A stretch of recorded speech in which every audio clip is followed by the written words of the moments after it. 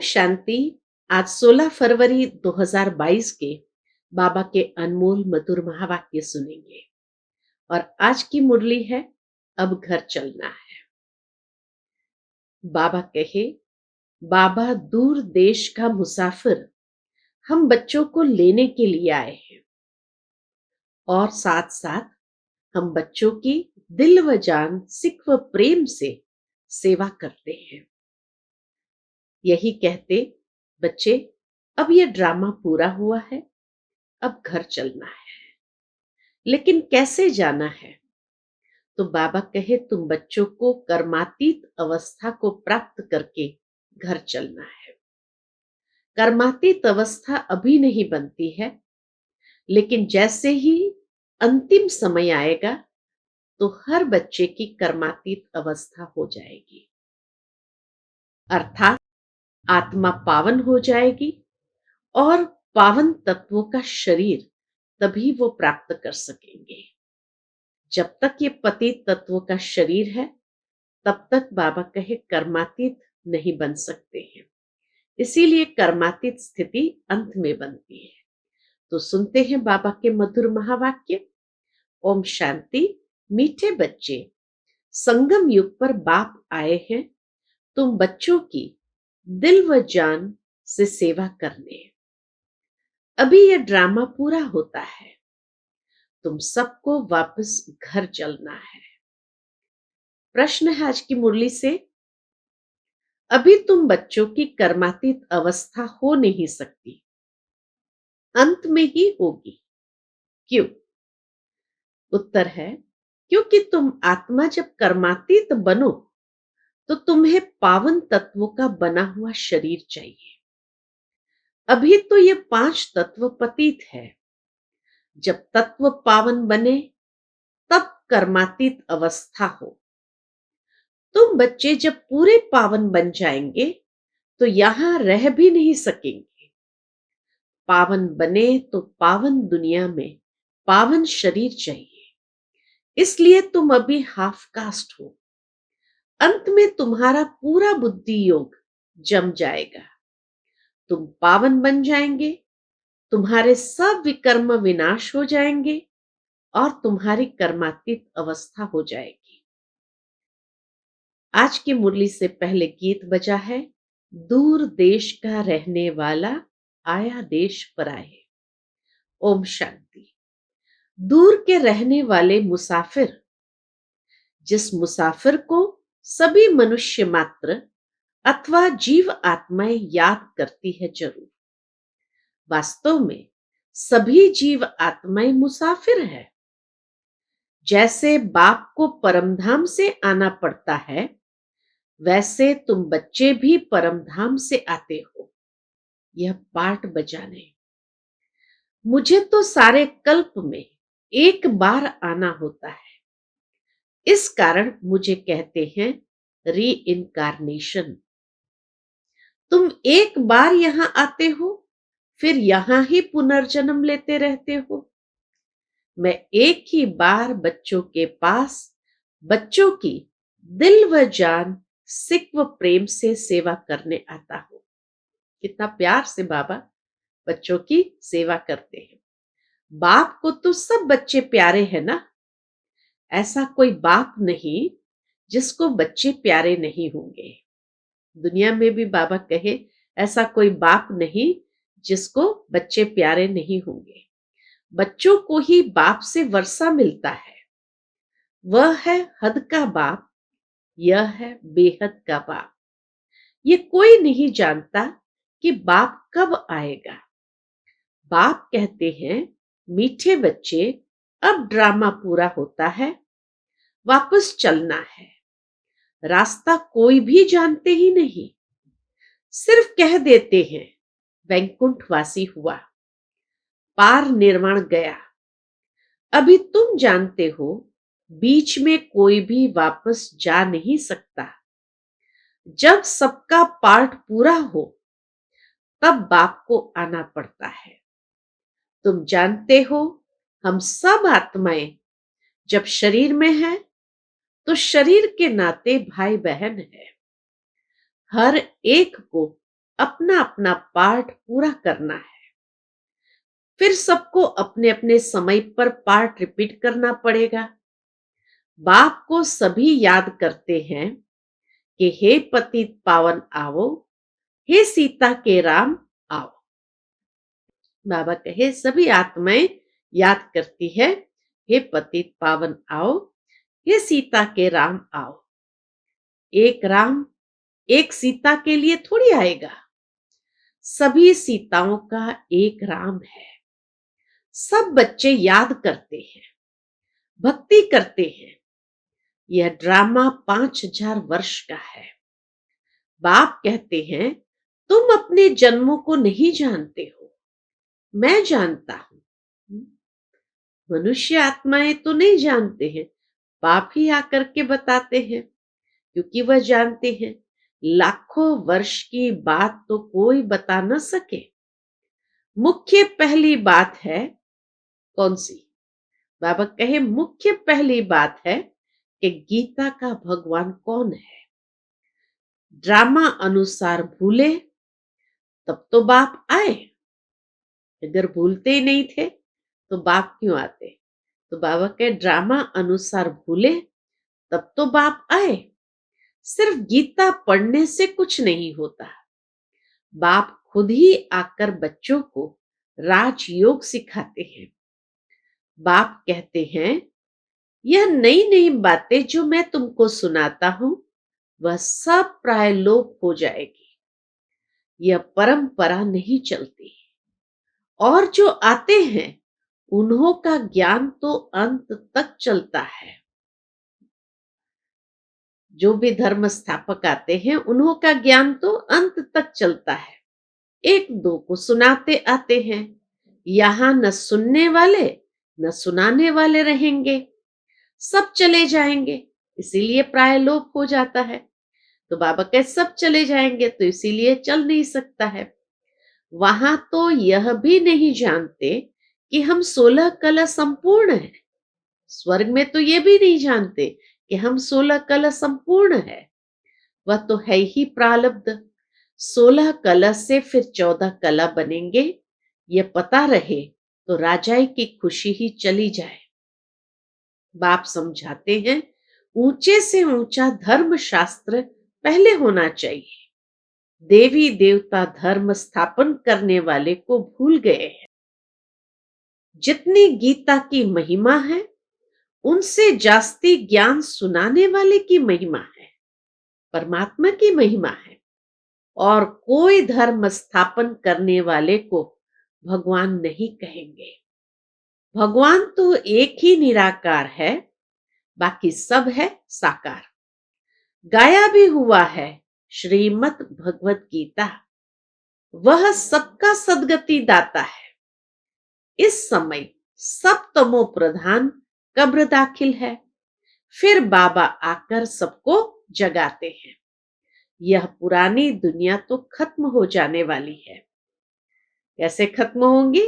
बाबा कहे सरसों मुआफिक सब पीस जाते हैं। सतयुग में बहुत छोटा दैवी झाड़ होगा। भगवान को सब याद करते हैं। भगवान को बाबा कहे भगवान को सब याद करते हैं। हे भगवान, हे सचखंड स्थापन करने वाला, परंतु वह कब आएगा? शास्त्रों में तो लाखों वर्ष लिख देते हैं। इसको ही अंधियारा कहा जाता है। अभी तुम जानते हो हमारा बाबा ज्ञान का सागर है, दूसरा कोई ज्ञान सागर हो नहीं सकता। ज्ञान सागर बाप दूर देश से हम बच्चों के पास आते हैं। हम सब अंधियारे में पड़े थे, जानते नहीं थे कि ड्रामा में हम सब एक्टर्स हैं। ऊंचे ते ऊंचे कौन है ये मालूम होना चाहिए। सिर्फ सर्वव्यापी है यह ज्ञान हो गया क्या? बाबा कहे भगवान को सर्वव्यापी कहना ये कोई ज्ञान हो गया क्या? अगर सर्वव्यापी है फिर तो भक्ति भी नहीं कर सकते। इसको कहा जाता है अज्ञान। अभी तुम जानते हो सबका सदगति दाता बाप है, उनका नाम ही है परमपिता परमात्मा शिव। वह पिताओं का भी पिता है। जन्म बाय जन्म लौकिक पिताएं मिलते आए। ऊंचे ते ऊंचा बाप है, फिर नंबरवार आते हैं। पहले पहले देवी देवता सीजरे के उतरेंगे। अब वह रचना बाप रच रहे हैं। वही देवी देवता घराने की आत्माओं को बाबा तैयार कर रहे हैं।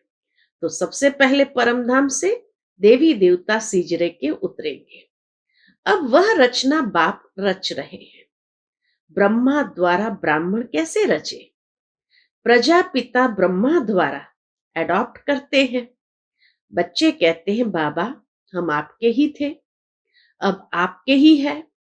पहले पहले हम सतयुग में आए थे, इस समय तुम हाफ कास्ट हो। बाबा कहे अभी पूरे तैयार नहीं हुए हो, इस समय तुम हाफ कास्ट हो, शूद्र से ब्राह्मण बन रहे हो। पूरा पवित्र कर्मातीत पिछाड़ी में बनेंगे। पिछाड़ी में बुद्धि योग पूरा जम जाएगा। जैसे ही कर्मातीत अवस्था होगी तो पिछाड़ी में बाबा कहे बुद्धि योग पूरा जम जाएगा और विकर्म सब भस्म हो जाएंगे। फिर भी यहां तुमको पावन नहीं कहेंगे। क्यों नहीं कहेंगे? क्योंकि बाबा कहे शरीर पतित है। क्योंकि शरीर पतित है, अभी पतित से पावन बन रहे हो, फिर सतयुग में शरीर भी पावन मिलेगा, पूरा पावन बन जाएंगे, फिर यहां रह नहीं सकेंगे। आत्मा जब संपूर्ण पावन बन जाएगी तो यहां रह नहीं सकेंगे, क्योंकि उसको फिर पावन शरीर चाहिए। जब आत्मा पवित्र हो जाएगी फिर तो पांच तत्व भी पवित्र हो जाएंगे। अभी तुम बच्चे संगम पर हो। सच्चा सच्चा कुंभ का मेला यह है। पानी के गंगा पर जाना यह है भक्ति मार्ग। सन्यासी लोग स्नान करने जाते हैं, फिर भी कह देते आत्मा निर्लेप है। बाप कहते हैं भक्ति मार्ग में तुमने बहुत कुछ सुना, अब जज करो राइट क्या है। ज्ञान मार्ग की बातें बाबा समझाते हैं, एक एक ज्ञान की बातें, और भक्ति मार्ग में भी बहुत सारी बातें सुनी है। बाबा कहे अब जज करो कि राइट क्या है, अर्थात स्वयं ही महसूस करो कि सही क्या है, गलत क्या है। यह है अमर कथा, जिससे तुम अमरपुरी के मालिक बन जाते हो। तुमको कभी काल खा नहीं सकता। वहां कभी ऐसे नहीं कहेंगे कि फलाना मर गया। यहां कितना डर रहता है मौत का। वहां तो सिर्फ चोला बदलते हैं। भारत की महिमा बहुत भारी है। जितनी बाप की महिमा उतनी भारत की महिमा है। भारत में लक्ष्मी नारायण के अब तक भी मंदिर बनते रहते हैं, परंतु बाप को नहीं जानते तो वह कब आए थे?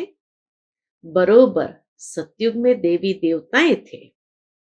जब सतयुग को लाखों वर्ष देते हैं तो उनकी संख्या अनगिनत होनी चाहिए। अगर सतयुग लाखों वर्ष का है तो उसकी संख्या कितनी होनी चाहिए? अनगिनत होनी चाहिए। कोई भी बुद्धि से काम नहीं लेते, सोचते नहीं। बाबा कहे थोड़ा भी। कहते हैं गौ के मुख से गंगा निकली है सारी ज्ञान की बात। फिर सूक्ष्म वतन में बैल आदि कहां से आया?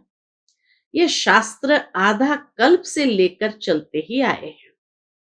यह सब बातें मोस्ट बिलवेड बाप चिल्ड्रन को समझाते हैं। हाँ?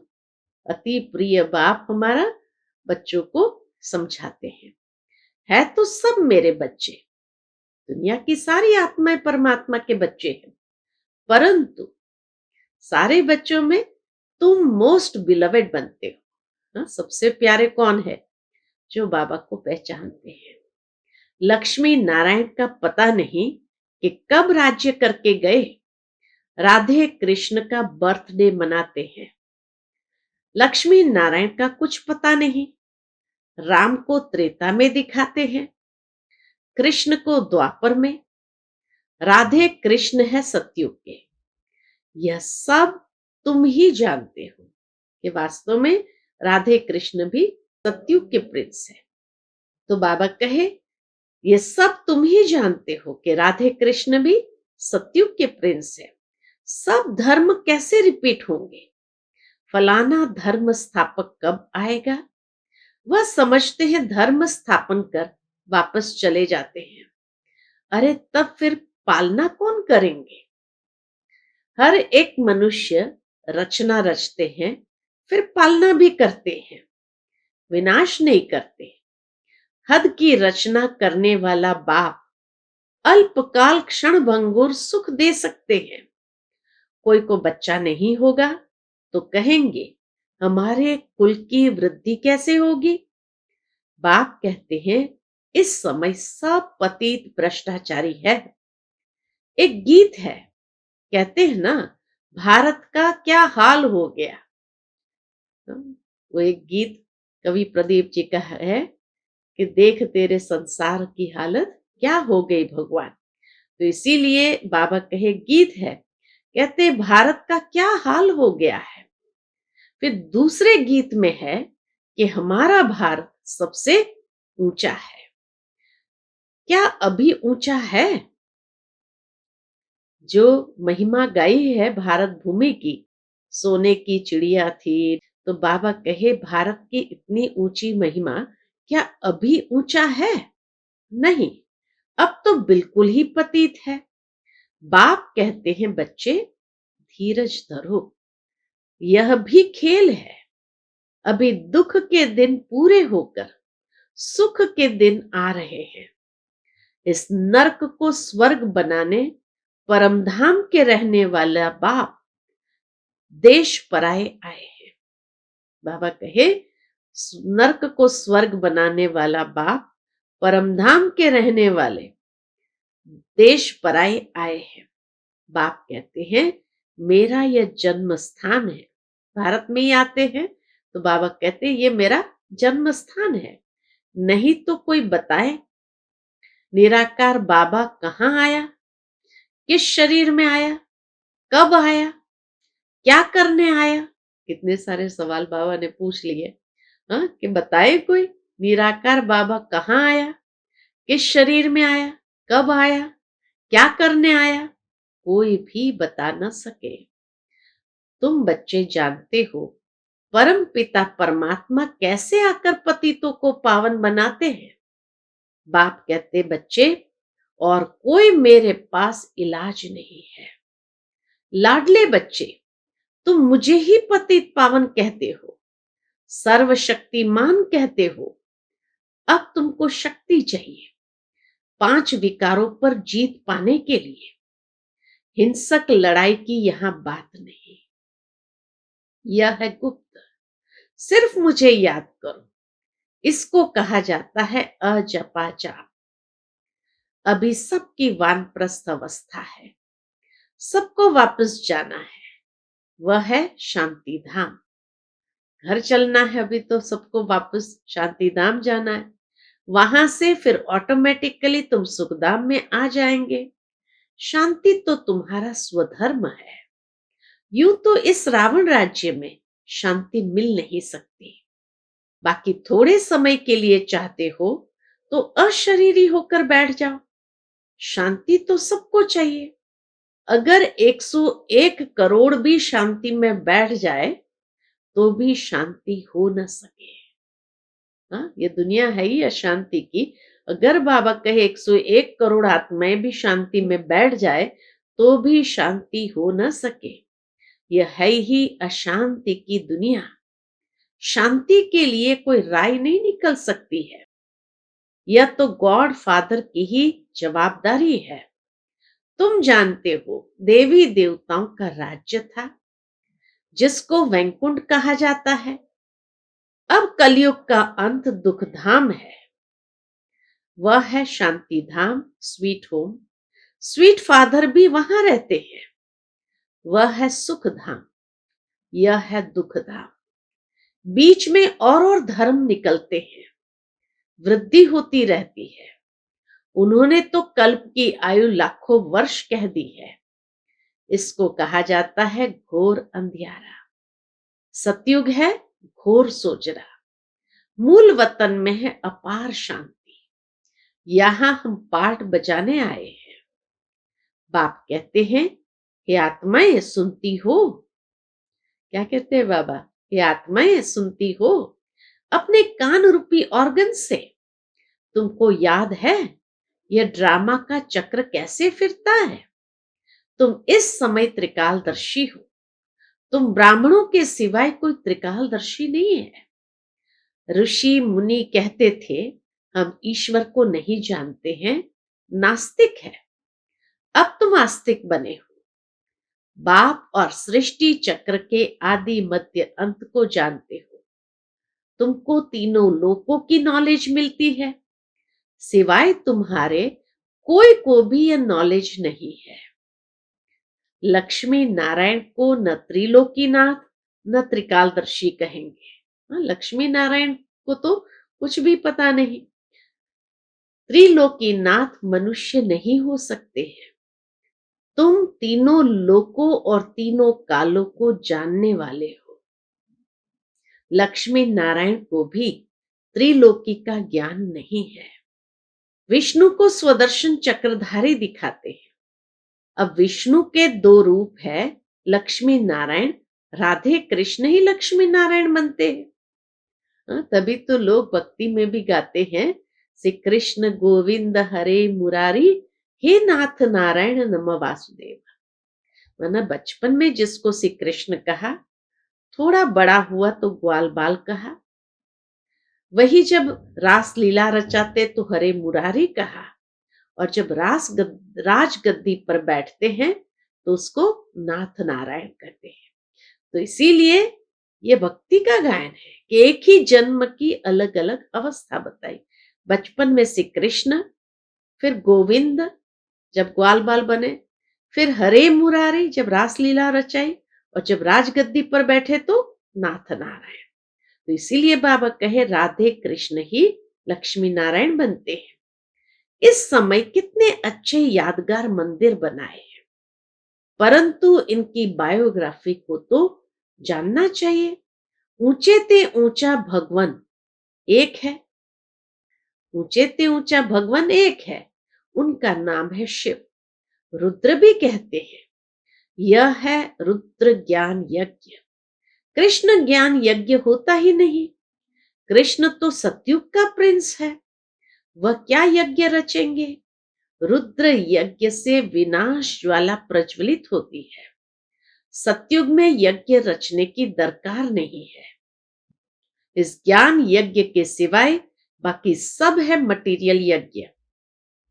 बाप ने समझाया है इनको यज्ञ क्यों कहते हैं। यह जो पुरानी दुनिया की सामग्री है वह सब इसमें स्वाहा होने वाली है।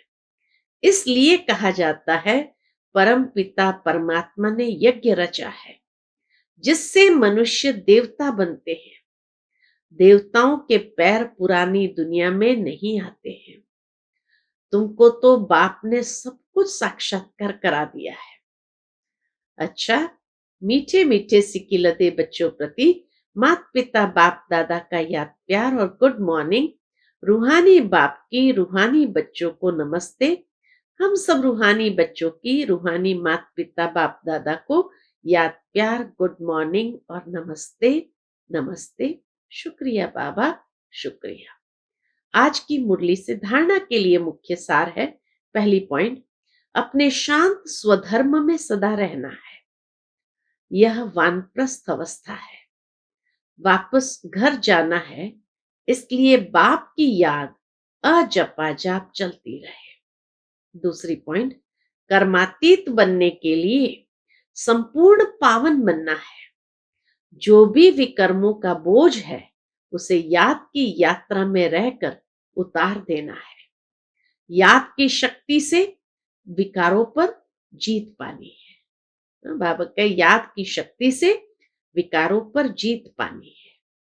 आज का बाप दादा का मधुर वरदान हम बच्चों के प्रति है, शुद्ध संकल्पों के घेराव द्वारा सदा छत्र छाया की अनुभूति करने कराने वाले दृढ़ संकल्पधारी भव। शुद्ध संकल्पों के घेराव द्वारा सदा छत्र छाया की अनुभूति करने कराने वाले दृढ़ संकल्पधारी भव।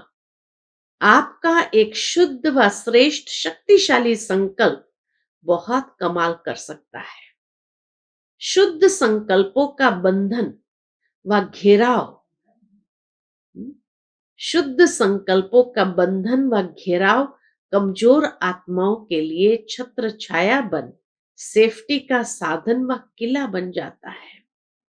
कितनी सुंदर बात कही। शुद्ध संकल्पों का बंधन व घेराव कमजोर आत्माओं के लिए छत्र छाया बन सेफ्टी का साधन व किला बन जाता है। सिर्फ इसके अभ्यास में पहले युद्ध चलती है।